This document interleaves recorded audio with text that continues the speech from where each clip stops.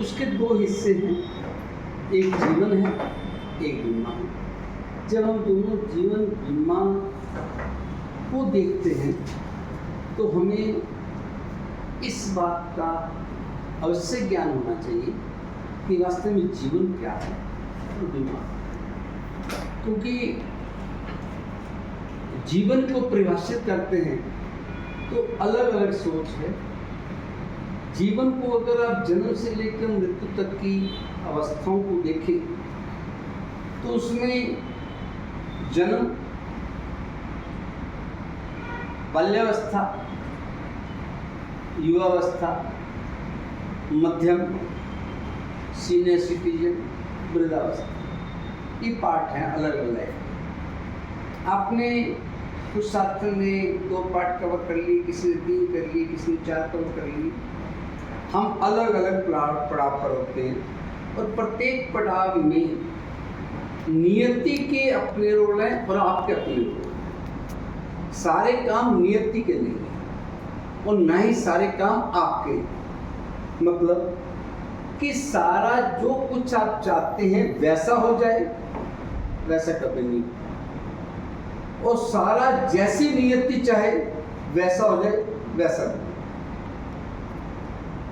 तो नियति और हमें दोनों को मिलाकर काम करना है कि हमारा दायित्व क्या है। जो नियति ने हमें संघर्ष दी, जो चैलेंजेस दी, उन समय नियति को मद्देनजर रखते हुए, क्योंकि नियति का एक सिद्धांत है, पक्का सिद्धांत है, अनिश्चितता, अनसर्टेनिटी एंड परिवर्तनशील। ये सिद्धांत है, अनिश्चित है कोई भी काम, निश्चित है कोई भी काम। इसका आप ध्यान से समझना से अर्थ, अनिश्चित है क्या चीज? मृत्यु निश्चित है, परंतु निश्चित है क्या नहीं है? यस, निश्चित नहीं। मृत्यु निश्चित है और अनिश्चित समय पर है कि कोई नहीं जानता किस समय ये घटना घट जाए। ये जीवन के पहलू हैं। जब हम जीवन के अलग अलग पड़ाव में चल रहे होते हैं तो प्रत्येक पड़ाव में अलग अलग जिम्मेवारियां। अगर हम जन्म से शिशुअवस्था, किशोरावस्था, 0 से 18 वर्ष तक की, 18 वर्ष से 40 वर्ष की युवावस्था, 40 वर्ष से 60 वर्ष तक की मध्य वर्ग अवस्था, उसके बाद वृद्धावस्था, अलग अलग आयाम हैं, अलग अलग आपकी सिचुएशन जाती है। 18 वर्ष तक, जन्म से लेकर 18 वर्ष तक आपके हाथ में कुछ नहीं होता। ये किसके हाथ में होता है? पेरेंट्स के हाथ में, कि आपको कैसी परवरिश मिली। नियति के हाथ में क्या था कि आपको किस परिवार में जन्म देना, वो आपके हाथ में नहीं था, नियति के हाथ में। अब किस परिवार में आप आए हैं वो नियति ने दे दिया। अब हमारा कर्तव्य बनता है कि जो नियति ने हमें दिया है उसके मुताबिक हम अपने आप को चैलेंज को कैसे सकते। अब दोनों चीजें आपस में हुई, आप भी हैं और नियति। अकेली नियति का काम था आपको एक परिवार में आपके कर्म अनुसार आपको एक जन्म दिया। उसके बाद आपको विवेक दिया, बुद्धि थी कि आप अपने हिसाब से अपने लक्ष्य रखें, अपनी प्लानिंग करें, आप अपने जीवन में क्या बनना चाहते हैं। उस समय नियति शांत होती है। नियति आपको बीच में ठहराव देती है, चैलेंज देती है और साथ में आपकी सपोर्ट भी करती है। दोनों चीजें नियति करती है। अब आप अभिकर्ता बने, भारतीय जीवन में कुलवंत जी का साथ मिला, ये हम कह सकते हैं कि ये नियति की देन थी कि कुलवंत जी का साथ मिलना, कुलवंत जी का आपके साथ एसोसिएट होना, आपकी आजीविका कुलवंत जी के माध्यम से बढ़ना, ये नियति का विधान था। अब इस नियति के विधान में हमारी क्या जिम्मेवारी है? हम कुलवंत जी के गाइडेंस में, उनके सुपरविजन में हम कितना फायदा उठा सकते हैं। आप ऐसे प्रोफेशन में हैं जिसमें 3 लोगों को फायदा होगा। आप बता सकते हो 3 लोगों को ना? कौन कौन है 3 लोग जिनको फायदा होगा? ज्ञानी,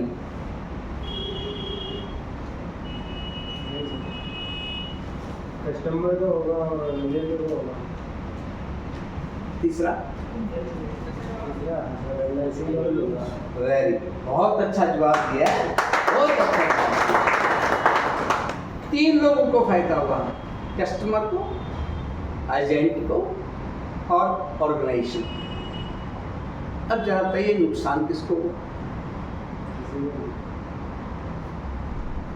नुकसान किससे को नहीं होगा? बैलेंस शीट क्या कहती है कि every debit has a credit, कहती है प्रत्येक मुनाफा का कहीं जो आ रहा है, इन आ रही है तो कहने की आउट है, एक साथ चलती है ना। परंतु ये जो बीमा की धारणा है ये तीनों को फायदा देगी, कस्टमर को, अभिकर्ता को और ऑर्गेनाइजेशन। अब आप बीच में क्या है? अभिकर्ता। और आप लोग कौन है पता है? You are the bridge between the two, customer और ऑर्गेनाइजेशन के बीच में कुल का जो काम करते हैं वो आप लोग। जितना पुल स्ट्रॉन्ग होगा उतनी ही आवाजाही बढ़ेगी। पुल जितना कमजोर होगा तो उसके ऊपर कई बार आपने देखा हो पुल पे, भाई इस पुल के ऊपर कश्ती नहीं चल सकती, इसके ऊपर कार नहीं चल सकती, इसके ऊपर पदयात्री जा सकती। तो जितने स्ट्रॉन्ग आप होंगे उतने ही आपके पास व्हीकल, हैवी व्हीकल और हैवी व्हीकल चल सकेंगे। इससे क्या तात्पर्य है? हैवी क्या, मैं किस संदर्भ में बात कर रहा हूँ? बढ़िया से बढ़िया कस्टमर, बढ़िया कस्टमर आएंगे। और हैवी क्या? हैवी प्रीमियम आएगा। Heavy premium. आप लोगों को भी थोड़ा डिस्कस करें हम लोग बीच के अंदर, ताकि आपका जो ब्रोकिंग है वो खुलना चाहिए। आपका ब्रिज स्ट्रॉन्ग करना जरूरी है, जिससे कि आप हैवी प्रीमियम का वेट सहन कर सको। अभी तक तो हमें 10-20 हज़ार की किस्म के अंदर जूझ रहे हैं, 30 हज़ार की, 40 हज़ार की, 50 हज़ार के प्रीमियम में जूझ रहे हैं। हमारा जो पुल है वो तो स्ट्रॉन्ग नहीं है। हमें डर लगता है कि कोई हैवी प्रीमियम आ गया तो हमारा पुल ही धराशायी हो जाएगा। हमें अपने आप में कमजोर आत्मविश्वास कमजोर है, इसमें संकल्प लाने की जरूरत है, अपने आप के विश्वास को बढ़ाने की जरूरत है। और विश्वास कैसे बढ़ेगा? केवल ये बात कहने से कि मेरा विश्वास है इससे बढ़ेगा? नहीं। विश्वास तो प्रीमियम लाने से बढ़ेगा। विश्वास प्रीमियम आने के बाद बढ़ेगा, परंतु प्रीमियम लाने से पहले विश्वास होना चाहिए। क्योंकि अगर प्रीमियम रिजल्ट है आपके प्रयास का, आप समझ रहे हैं, प्रीमियम परिणाम है आपके प्रयास का, और यदि हमारा प्रयास कॉन्फिडेंस से होगा तो प्रीमियम का परिणाम 100% आएगा। और उसके लिए सबसे जरूरी काम क्या है? आपका आपके अंदर ये अवधारणा होना कि सामने वाला व्यक्ति मुझे 10 लाख का प्रीमियम दे सकता है और मैं लाने का प्रयास करूँगा।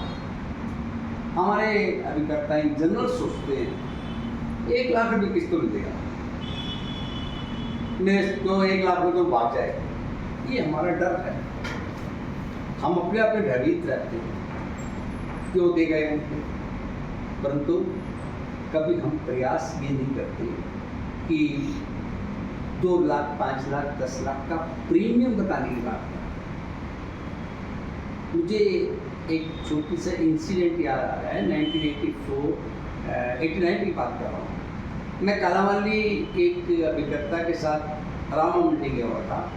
उसने मुझे कहा कि उस समय 5,000 10,000 की पॉलिसी और सम शॉर्ट की, तो कह लगे एक 10,000 की पॉलिसी करते हो उनकी, वो कह लगे चलो आप ऐड कर दो।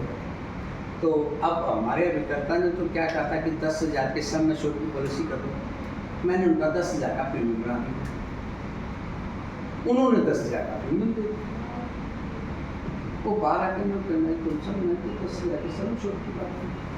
पर तो पार्टी तो तैयार थी 10,000 रुपये देने के लिए, और उसने गले में से निकाल के 10,000 रुपये दे दिए।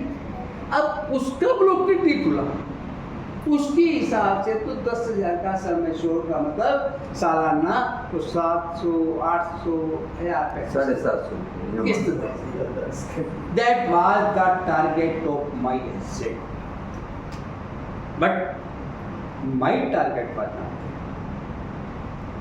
वो सिर्फ ये चाहता था कि एक पॉलिसी हो जाए, मैं चाहता था उसको पॉलिसी दी जाए। इन दोनों में बहुत फर्क है। पॉलिसी हो जाए और पॉलिसी दी जाए, तो दोनों में क्या फर्क?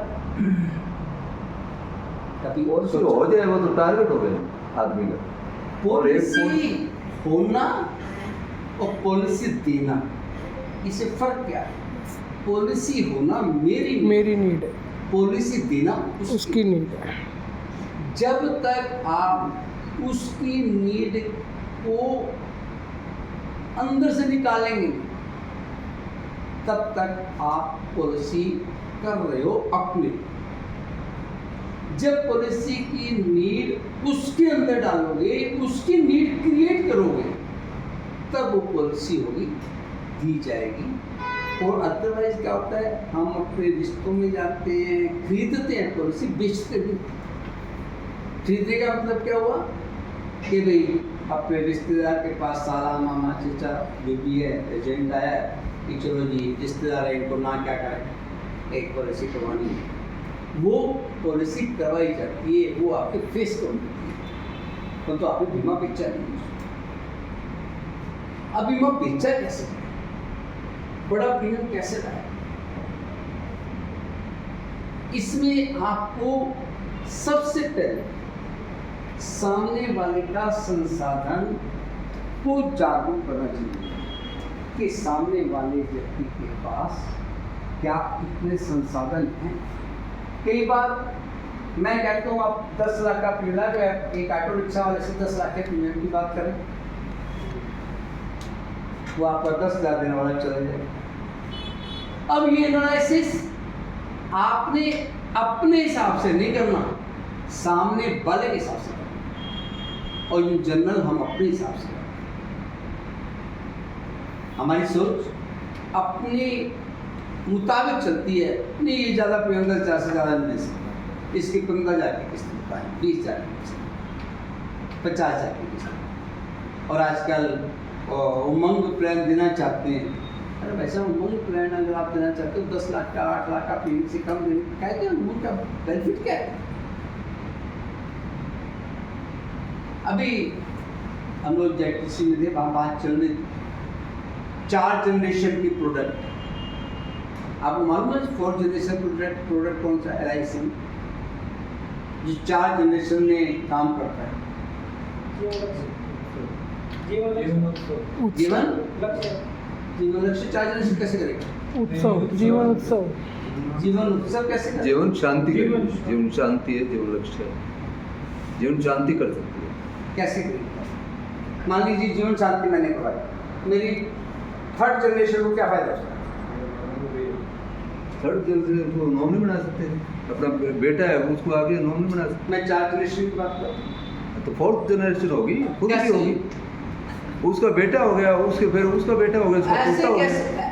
एक ही प्रोडक्ट में मैं आपको 4 जनरेशन को बेनिफिट बता कैसे होगा, जस्ट एनालाइज करते। सिरसा शहर में, मैं सिरसा शहर की बात कर रहा हूँ, वैसे आपका लिए पूरा हिंदुस्तान पूरा। और आप सच बताना, हमारे पास 15 एक लोग बैठे हैं, कितने करोड़पति लोगों से आपके पहचान है? सच में आप में से कोई हाथ खड़ा कर देता है कि 5 ऐसे करोड़पति सिरसा शहर के हैं जिनसे मेरी अच्छी पहचान है? नहीं? 4 ऐसे, 3, 2, 1। आप लोग अभी तक उस फील्ड में नहीं गए जहां आपकी करोड़पति लोगों से पहचान है और आपके पास खरबपति का टैग है। खरबपति का टैग है ना? आपका टैग जो ना LIC का, ये पता है ये टैग कितने का टैग है? 65 लाख करोड़ का टैग आपने पहना हुआ है।